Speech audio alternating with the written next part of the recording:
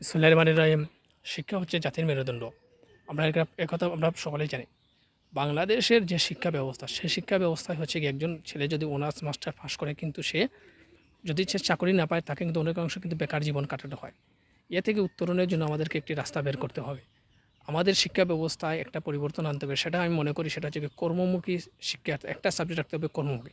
সেখানে সে মোবাইল কীভাবে ঠিক করতে হয়, কীভাবে কম্পিউটার টিকতে হয়, কীভাবে ফ্রিজ ঠিক করতে হয়, কীভাবে গাড়ি মেরামত করতে হয়, কীভাবে বিদ্যুতের কাজ করতে হয়, কিংবা কীভাবে মনে করেন কি আপনার ফার্মাসিস্টের ৩ মাস কীভাবে করতে জানে, কিংবা পল্লী চিকিৎসক, এভাবে একটা সাবজেক্ট রাখা দরকার।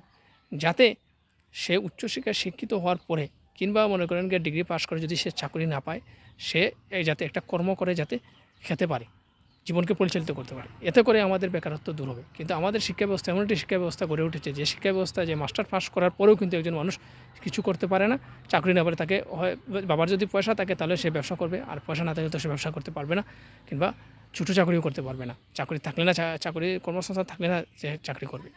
কাজে এ থেকে আমাদেরকে যারা শিক্ষা প্রণয়ন কমিটি আছেন এ ব্যাপারে আমি মনে করি একটু ভেবেচিন্তে থাকা দরকার। কাজেই বিশ্বের বিভিন্ন অঞ্চলে কিন্তু কর্মমুখী শিক্ষার একটা ব্যবস্থা আছে। একটা সাবজেক্ট অন্তত যাতে কর্মমুখী রাখা হয়, যাতে সে কিছু না কিছু করে যাতে সে জীবনকে পরিচালিত করতে পারে। ধন্যবাদ সবাইকে। খোদা হাফেজ।